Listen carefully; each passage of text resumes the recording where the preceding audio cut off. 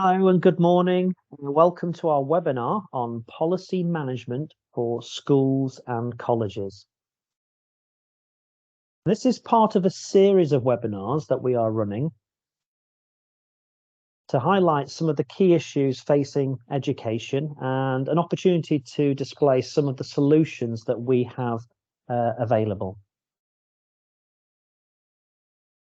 So firstly then, in terms of introductions, my name is Damien Roberts. I'm one of the directors and co-founders of Deventio Education, and we're an education-focused software house, which is primarily responsible for developing school IP, college IP, a suite of school improvement, college improvement tools. I've shared my contact details here, and please do get in touch if you want further information. There are also links here to our social media channels. We pride ourselves on keeping these updated with the latest information, so please join the conversation there. Please follow, like, and share. So, what are we going to discuss today? Well, the presentation is split into three parts, and it doesn't just include slides, but it's an interactive look at our policy management module 2. Firstly, we'll discuss why policies are important. Secondly, we'll introduce and show you a live demonstration of the new policy management module. And finally, we'll summarize the main points and provide an opportunity to take a further look at school IP by way of a demonstration for your team at your school or college.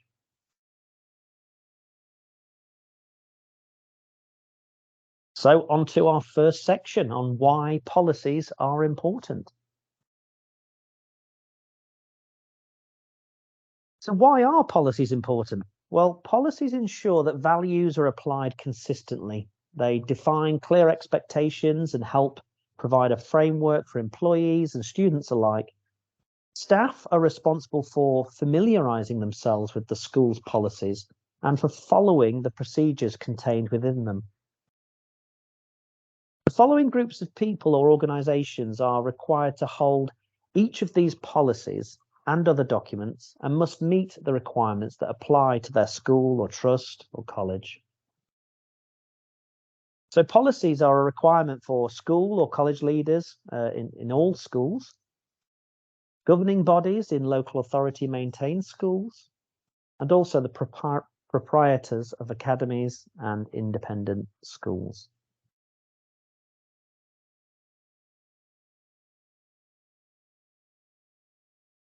Schools and trusts are not always required to hold a specific policy for each requirement that we will discuss in a minute. It's possible to meet several requirements collectively, unless stated otherwise.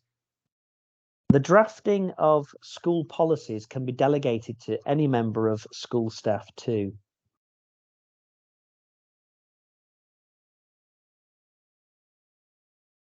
So I've added a link here to the government document with the latest guidance. If you click on this link, the document covers how often each policy must be reviewed. Where it doesn't, they strongly advise you to review the policy annually. Where there's a change in the law or circumstances, you will need to revise your policies or documentation accordingly.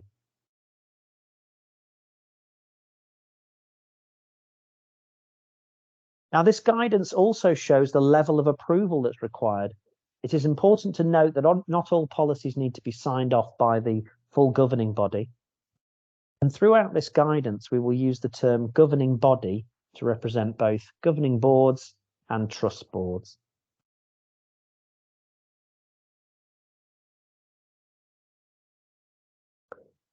There are instances where statutory guidance states that policies and procedures should be in place, although this is not the same as a legal requirement.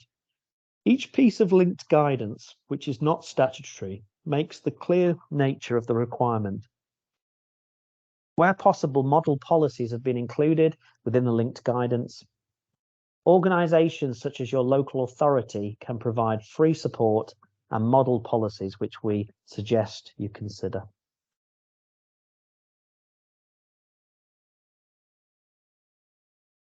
So each section of this guidance sets out who the guidance applies to. Academies and free schools have greater freedoms than local authority maintained schools in relation to school policies and other documents. The government have outlined arrangements applying to these schools in legislation or in their funding agreements. This may vary between individual academies and free schools.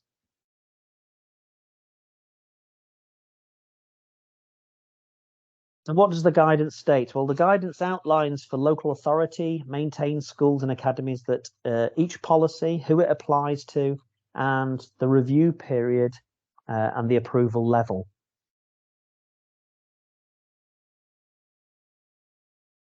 And here then, as an example, this is an example of what you will find in that guidance document. Again, you can download this for yourselves and digest it at your leisure. I will be putting up the link at the end once more, and I will be sending the webinar through to all of the delegates.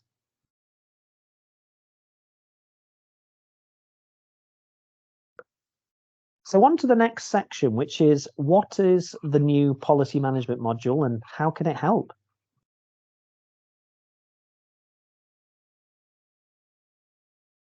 So how can the new policy management module help to manage this process? The management of policies is no small task in either a single school or a college, or indeed in a group of organizations. If you're able to delegate responsibility, how easy is it to track changes and versions? Where is the latest version of our policies, and are these available to everyone who needs to see them? And are they up to date? Have they been reviewed on a periodic basis as prescribed? Lots of questions and issues there with policy management in education, and how can school IP or college IP help? First of all, when creating a policy, you can assign an owner who will be responsible for writing and uploading and amending the policy from time to time. You can then assign policies to the appropriate staff so that they may approve a policy and publish it for staff to view and acknowledge. Email notifications are sent to staff to inform them of their obligations.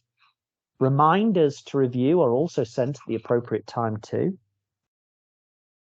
So this maximizes the ability to control this whole process within a central single solution.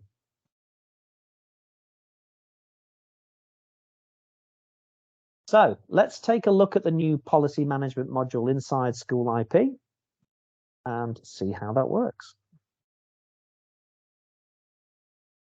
So hopefully you can now see the School IP software up on the screen. This is the same whether it's in college IP or school IP, obviously just branded for those different sectors.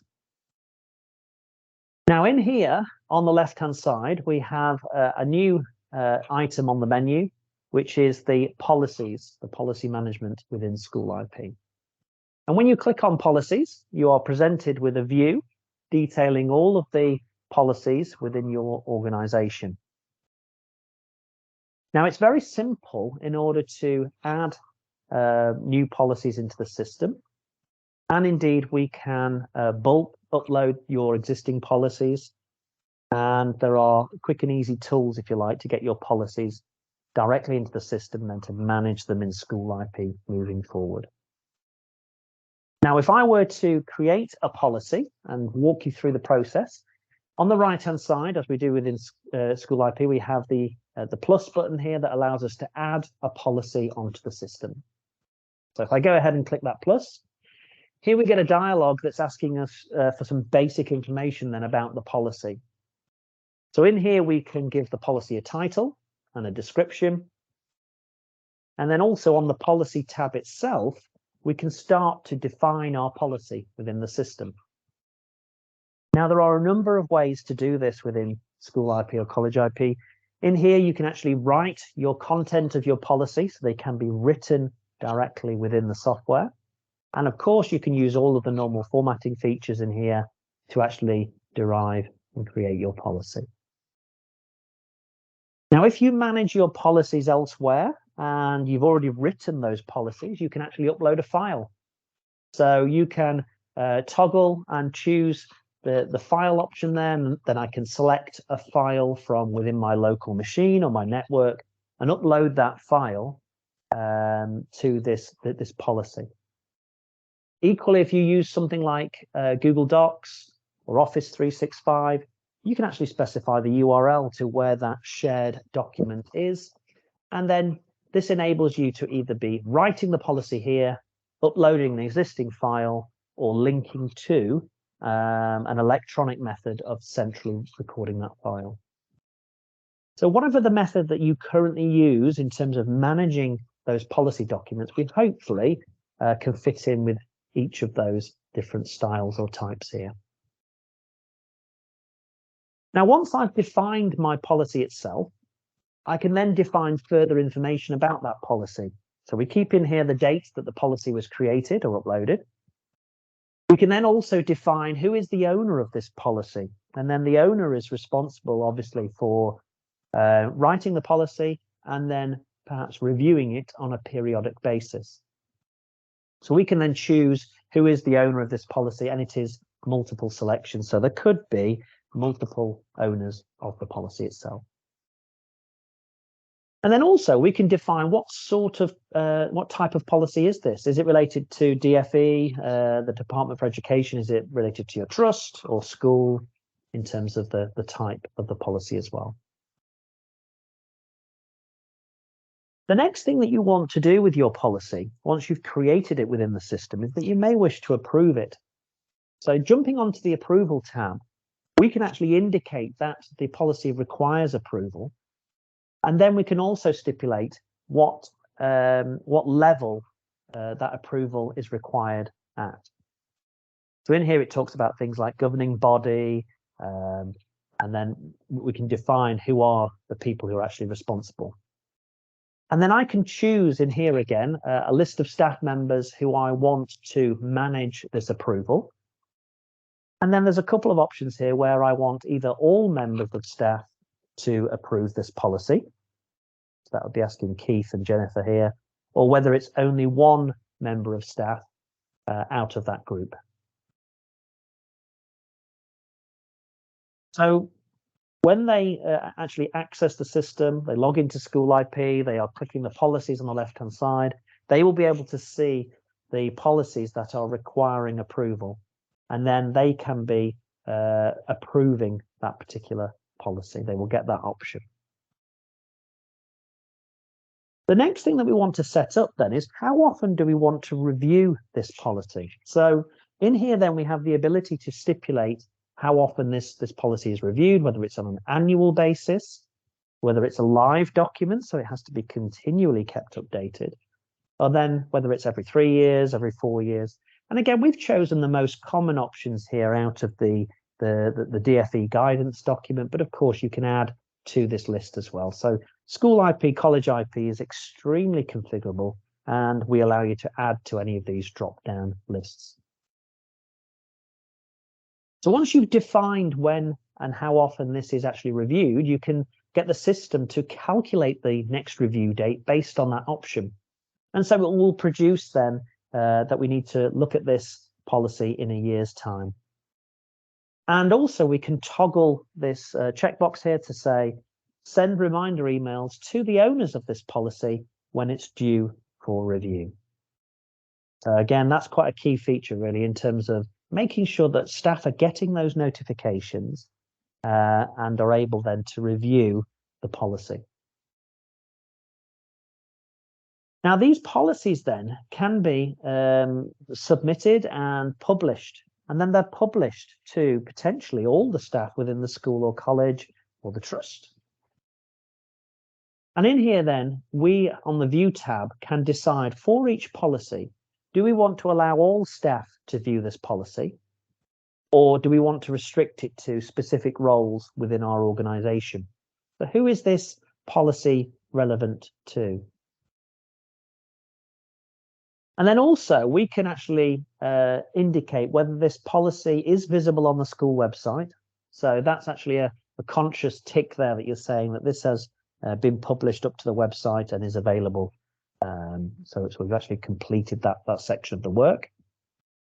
And then we need to stipulate, do we want all the users that we are identifying here, so whether it's all staff or just a subset of those roles, do we want all users to view the policy firstly? And then do we want them to agree or acknowledge that policy?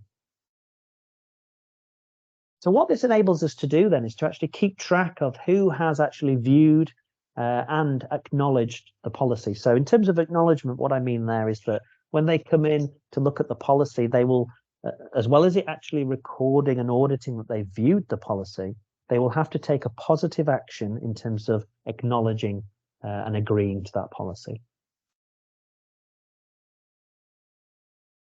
So as an example, if I were to look at our accessibility plan document here, if I click the edit button against that particular policy, and then as I've just alluded to, I was talking about the viewing of this policy. So in here, we can see the staff who are yet to view this policy. So we can keep track of all of those staff members. And also we can see a list of all the staff members who are yet to agree this policy, if that was a requirement as well.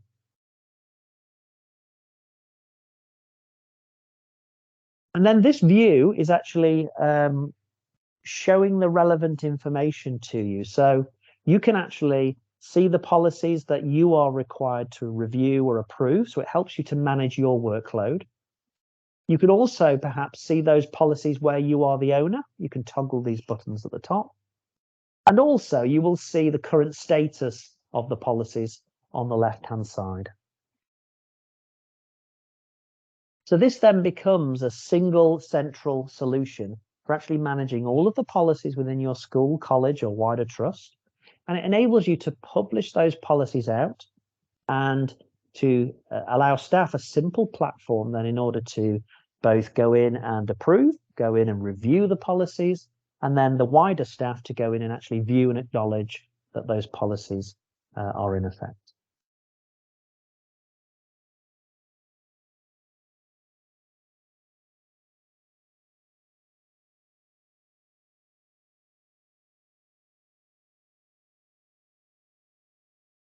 So finally, in summary, what is the new policy management module and how can it help? Let's just review some of those points. So a summary of the key points here. The features of the new performance policy management module are that it enables you to write, to approve, and to upload policies into a single central system. So no longer are you searching for all your policies, they're all located in one central place. And then staff are receiving those notifications periodically to review the policies. And they're also sent notifications via email, and also you will get on-screen prompts as well, telling you that you will need to review those policies. And this enables you then quite simply and easily to track which staff have viewed and acknowledged those policies.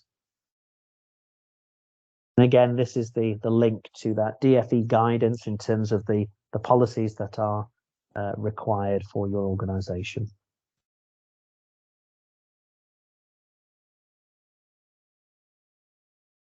So whether you're an existing user of school IP or college IP or a new user, there is a separate price for this particular module. So policy management is charged at £1 per pupil on roll within the organisation.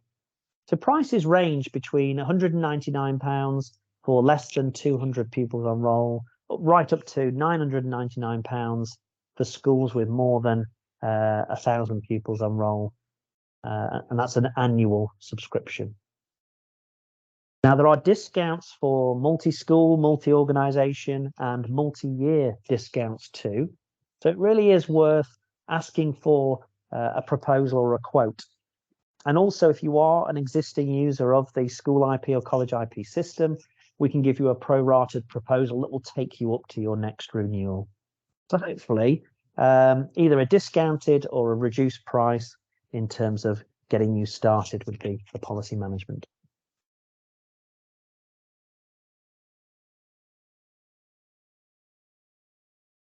So if you're interested in finding out more, you can always book a further demonstration by scanning the QR code here. You can book an online demonstration at a date or time to suit you and for your team. And that's not just to look at the policy management module. You can also have a look at all aspects of school IP or college IP with your team in attendance. Or if you prefer, you can contact us using the details here. There's an email on there and a telephone number to contact us directly.